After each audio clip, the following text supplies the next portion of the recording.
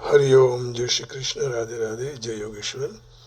बंशीधरम तत्रधरम नमामि मनोहरम मोहहरम च कृष्णं मालाधरम धर्मधुरम धरं च पार्थस्य सारथ्यकरं च देवम् कर्तव्यदीक्षां च समत्वशिक्षां ज्ञानस्य भिक्षां शरणागतिं च ददाति गीता करुणाद्रभूत कृष्णेन गीता जगतो हिताय।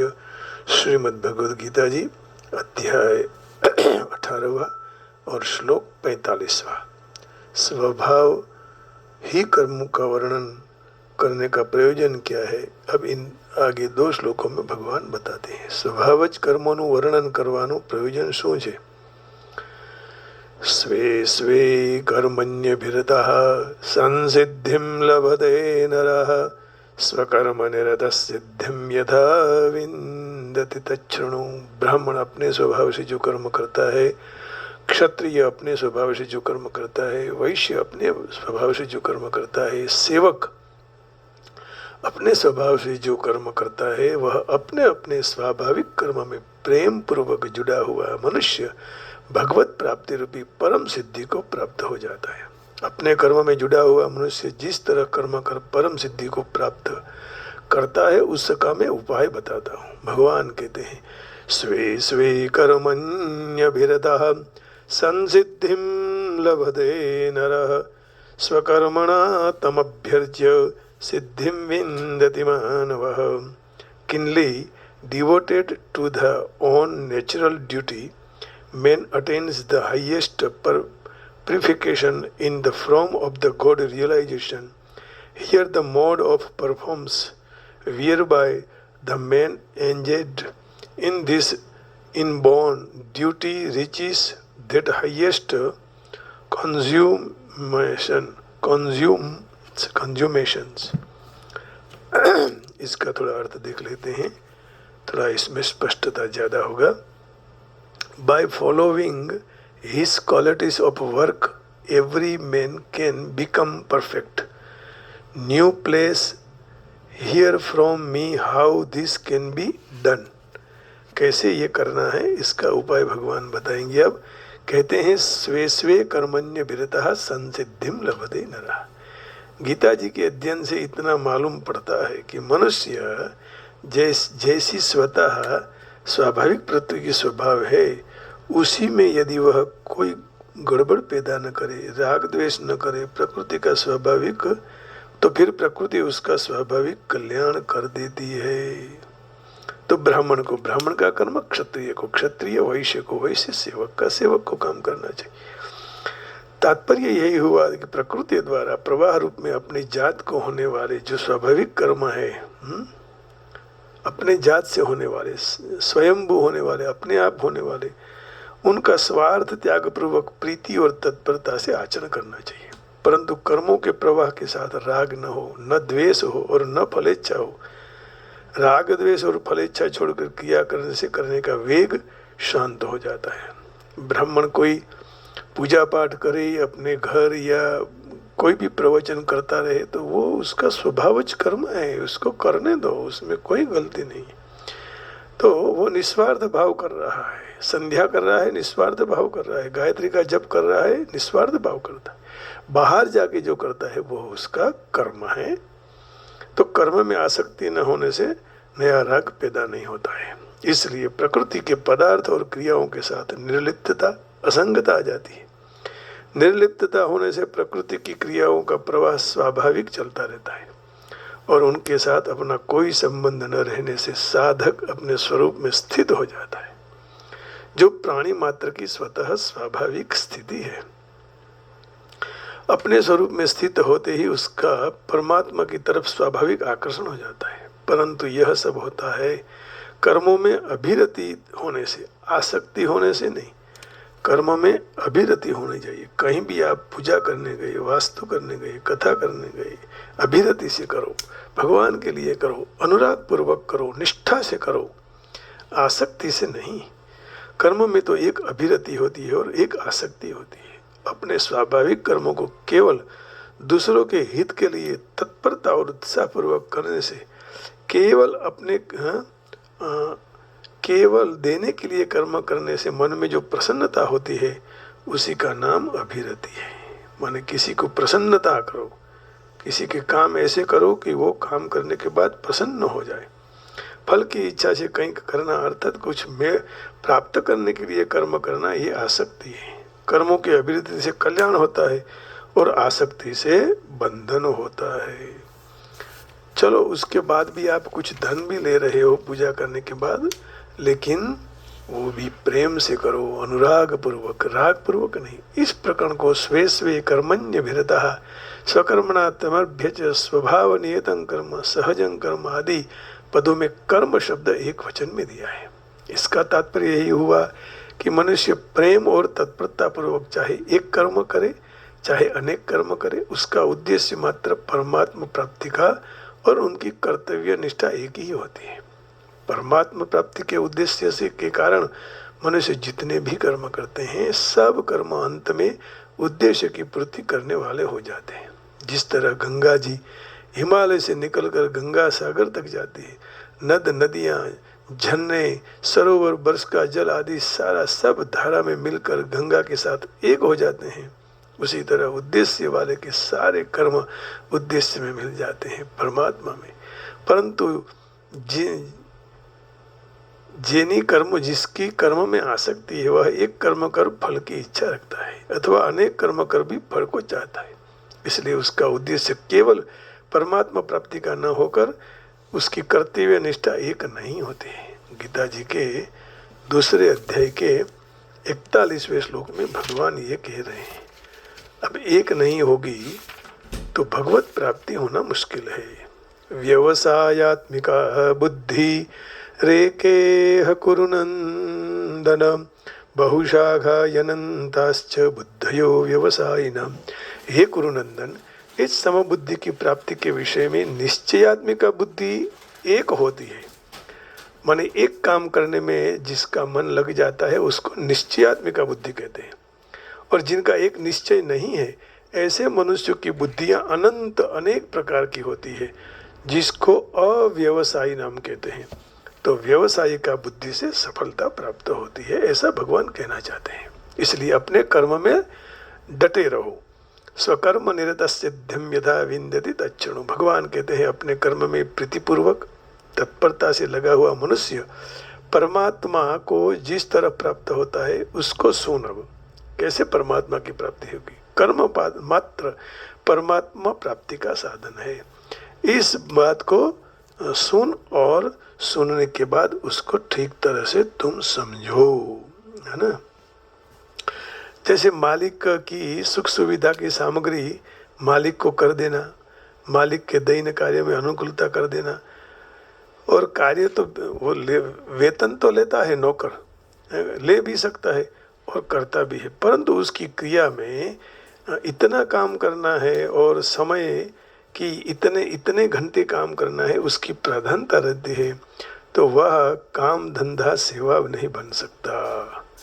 कभी थोड़ा टाइम देना पड़े भगवान की सेवा में तो देना चाहिए, उसमें घंटे की समय की परवाह बिना किए, तब परमात्मा प्रसन्न होते हैं। जो मालिक का एक काम धंधा आदर पूर्वक सेव्य बुद्धि से महत्व बुद्धि से करवा में आवे तो फिर वह सेवा हो जाती है। सेव्य बुद्धि महत्व बुद्धि चाहे जन्म के संबंध से हो, चाहे विद्या के संबंध से हो, चाहे वर्णाश्रम के संबंध हो, चाहे योग्यता अधिकार सद्गुण सदाचार के संबंध से, जहाँ महत्व बुद्धि हो जाती है वहाँ सेव्य को सुख आराम कैसे मिलेगा? सेव्य की प्रसन्नता कौन सी बात में है? सेव्य का क्या लक्षण है, क्या वलन है, क्या रुचि है? ऐसा भाव होने से कोई काम करवा में आवे तो सेवा हो जाती है। अपना स्वामी जो कहे उस तरह चलने का, उनको क्या चाहिए और उसी की कामना को पूरी करना सेवा है। सेव्य का तो काम पूजा बुद्धि, भगवत बुद्धि, गुरु बुद्धि आदि से किया जाता है और पूज्य भाव से चंदन लगाया जाता है, पुष्प चढ़ाए जाते हैं, माला पहनाई जाती है, आरती की जाती है, तो वह काम पूजन हो गया। इसलिए सेव्य के चरण स्पर्श अथवा दर्शन मात्र से चित्त की प्रसन्नता, हृदय की गदगदता, शरीर की रोमांचिता होना ही होता है। सेव्य के प्रति विशेष भाव प्रकट हो जाते हैं। उससे सेव्य की सेवा में कोई शिथिलता आ जाए, परंतु भाव बढ़ते ही अंतःकरण शुद्धि, भगवत प्रेम, भगवत दर्शन आदि हो जाता है। मालिक का निरंतर कार्य करने से मालिक सेवक को पैसा दे देता है, पैसा मिल जाता है, और सेव्य की सेवा करने से सेवक के अंतःकरण शुद्धि पूर्वक भगवत प्राप्ति हो जाती है। परंतु पूज्य भाव बढ़ने से तो पूजक को तत्काल भगवत प्राप्ति होती है। तात्पर्य यही हुआ कि पगचंपी माने सेवा, पांव दाबने की सेवा नौकर भी करता है, परंतु उसका सेवा को आनंद नहीं मिलता, क्योंकि वो पैसा लेकर कर रहा है। और भगवान की सेवा पैसा लेकर नहीं की जाती है। अब हम लोग जो मंदिर में काम कर रहे हैं वो तो हमारा एक कर्म हुआ ब्राह्मण का, इसलिए तो मैं रवि भाई जी को बार बार कहता हूँ कि मैं यहाँ का एम्प्लॉई नहीं हूँ, मैं भगवान का दास हूँ, सेवक हूँ, और यही भाव मेरे दिमाग में है, वही रहे। परंतु जो सेवा बुद्धि से चरण सेवा करते हैं और उनमें विशेष आनंद मिलता है, क्योंकि उनकी दृष्टि में सेव्य का सुख पर रहता है। पूजा में चरण मात्र स्पर्श से शरीर रोमांचित हो जाता है और अंतःकरण में पारमार्थिक आनंद होता है। उनकी दृष्टि पूज्य की महत्ता पर, अपनी लघुता पर रहती है। ऐसे तो नौकर के माने सेवक के कार्य से भी मालिक को आराम मिलता है।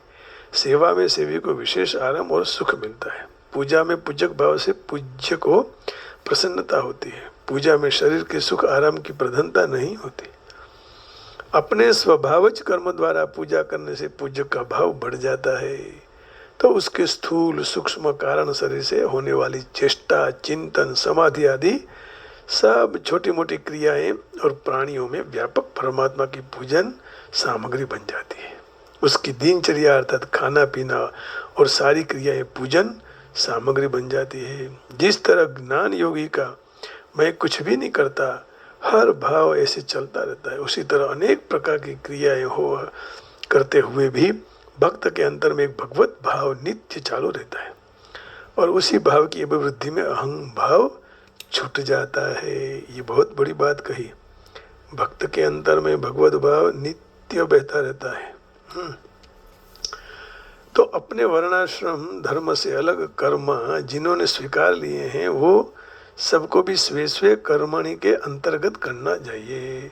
जैसे मनुष्य अपने वकील, नौकर, शिक्षक, आखिर तबीब, चिकित्सक आदि को मानते हैं, तो उनके कर्तव्य का प्रेम पूर्वक, आदर पूर्वक, निस्वार्थ भाव से ठीक तरह से पालन होना उनके लिए अपना स्वकर्म है। माने डॉक्टर डॉक्टर का कर्म करे, शिक्षक शिक्षक का कर्म करे, है ना, इंजीनियर इंजीनियर का काम करे, आईटी वाले आईटी का काम करे, भगवान के सेवक जो हैं गुरुजी आचार्य वो अपना काम करे। तो मनुष्य स्वार्थ बुद्धि, पक्षपात, कामना आदि से प्रेरित होकर कर्म करते हैं तो वह आसक्ति है। तो प्रेम से निष्काम भाव और लोक हित के कर्म करें तो वह अभिरति माने श्रेष्ठ रति है, बढ़िया प्रेम है, ऐसा कहते हैं भगवान के लिए। भगवान ने कर्मों में आसक्ति का निषेध किया है। न कर्मस्व अनुसज्जते न कर्मसु अनुसज्जते, 6ठे अध्याय के 4थे श्लोक में भगवान ऐसा कहते हैं, न कर्मस्वनु सज्जते। ये रहा 4था श्लोक। यदा हि नेन्द्रियार्थेषु न कर्मस्वनु सज्जते सर्वसंकल्प संन्यासी योगारूढ़स्तदोच्यते। क्योंकि उस समय न तो इंद्रियों के भोगों में न कर्मों में आसक्त होता है, उसी समय वह सारे संकल्पों का त्यागी मनुष्य योगारूढ़ बन जाता है। तो ऐसे को ही योगारूढ़ में कर्म में आसक्त नहीं होता है तो फिर योगारूढ़ हो सकता है। तो मनुष्य अपनी जाति आदि के कारण अपने न ऊंचा समझे न नीचा समझे, बल्कि घड़ी के पार्ट हिस्सा की तरह अपनी जगह अपना ठीक तरह से कार्य कर्तव्य का पालन करता रहे। क्योंकि जैसे घड़ी में छोटा बड़ा चक्र सब अपने अपने काम करते रहते हैं, उसी तरह हमको भी करना चाहिए।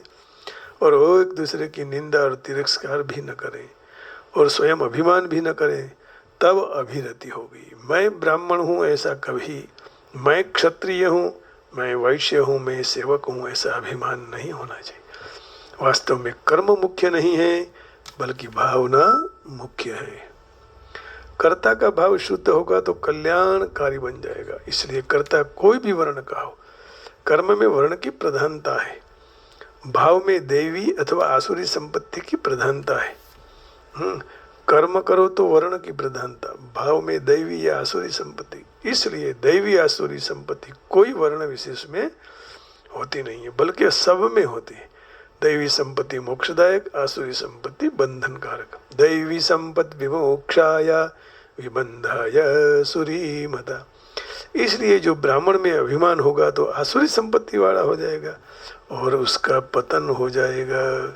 तो ब्राह्मण को मैं ब्राह्मण हूँ ऐसा अभिमान नहीं करना चाहिए।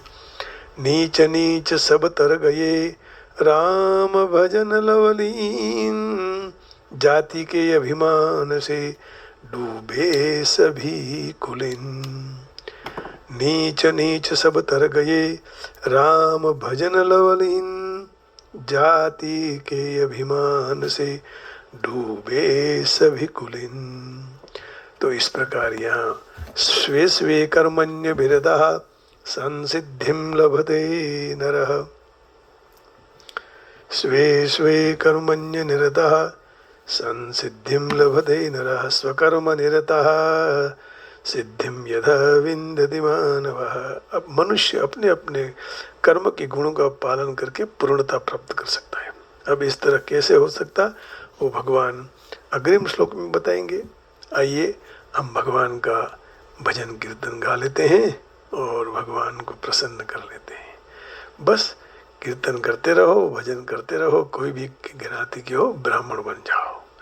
ब्रह्म जाना दीदी वह ब्राह्मणः।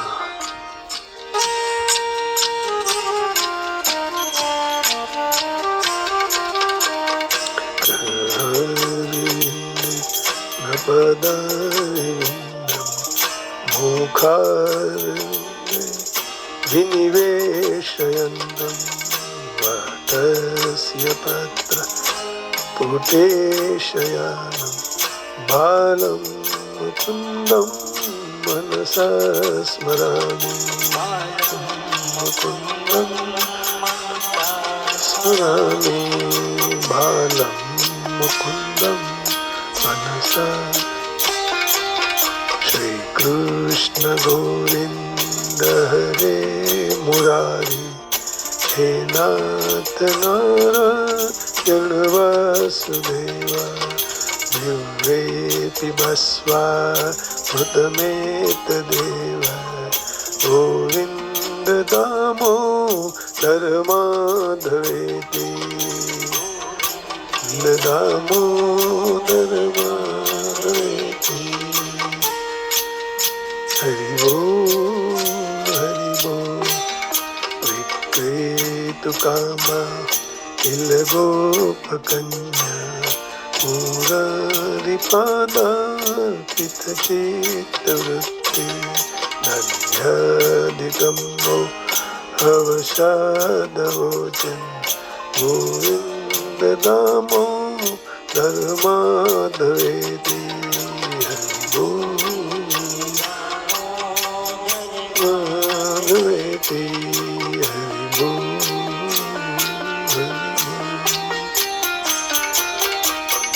गृहे गृहे अवधूकदम्बा, सर्वे मिलित्वा समवाप्ययोगम्।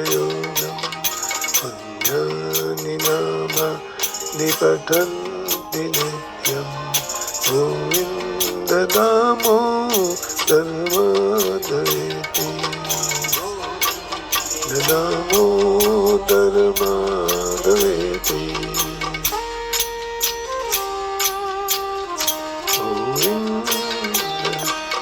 सुखं शयानं निलये निजेति, नामानि विष्णो प्रवदन्ति मर्त्या। ते निश्चितं तत् मयतां व्रजन्ति, गोविन्द दामोदर माधवेति।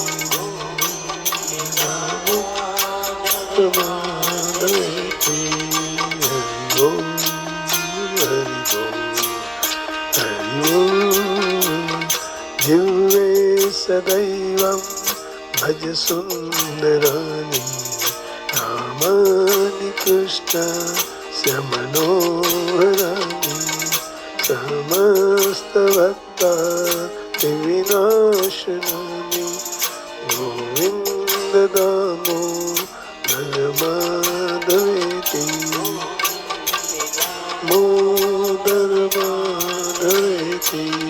हरि बोल हरि बोल। सुखावसाने इदमेव सारं दुःखावसाने इदमेव ज्ञेयं। देहावसाने इदमेव जप्यं। गोविन्द दामोदर माधवेति।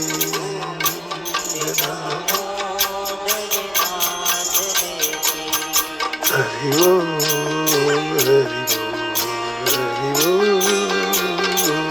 श्री कृष्ण राधा पर गोकुलेश गोपाल गोवर्धननाथ विष्णु। जिह्वे पिबस्वामृतमेतदेव गोविन्द दामोदर माधवेति। दामोदर माधवेति। गोविन्द दामोदर माधवेति। गोविन्द दामोदर माधवेति। गोविन्द दामोदर माधवेति। गोविन्द दामोदर माधवेति।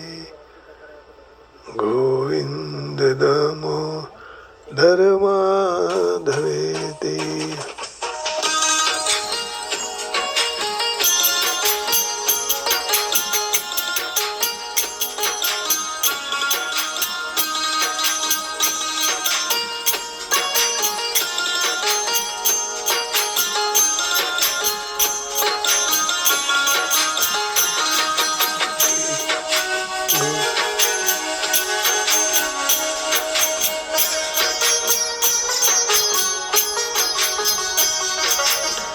गोपाल कृष्ण करूं आरती तेरी। हे गोपाल कृष्ण करूं आरती तेरी। हे प्रिया पति मैं करूं आरती तेरी। हे गोपाल कृष्ण करूं आरती तेरी। हे प्रिया पति मैं करूं आरती तेरी। तुझ पे ओ कान बलि जाऊं सांझ सवेरे तुझे गुण गाऊं। प्रेम में रंगों में मैं रंग भक्ति में। हे गोपाल कृष्ण करूं आरती तेरी।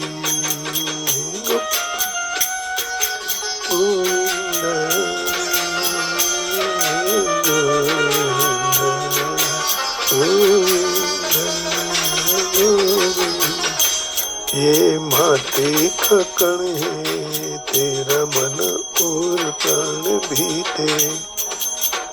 मैं एक गोपी तुम हो कन्हैया। तुम हो भगवान मेरे।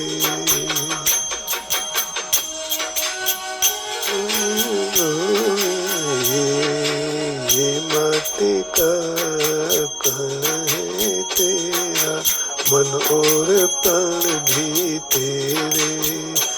मैं एक गोपी तुम हो कन्हैया। तुम हो भगवान मेरे। कृष्ण कृष्ण कृष्ण रते आत्मा मेरी। हे गोपाल कृष्ण करूं आरती तेरी। हे गोपाल कृष्ण करूं आरती तेरी।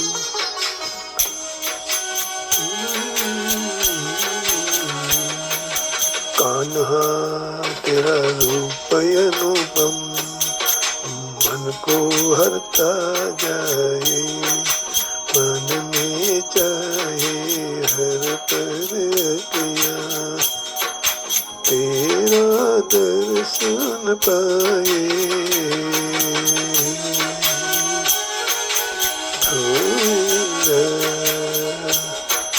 ओ कना तेरा रूप अनुपम, मन को हरता जाए, मन ये चाहे हर पल किया, तेरा दर्शन पाए। दर्शन आश है मेरी, हे गोपाल कृष्ण करूं आरती तेरी, हे प्रिया पति मैं करूं आरती तेरी, हे गोपाल कृष्ण करूं आरती तेरी, हे प्रिया पति मैं करूं आरती तेरी।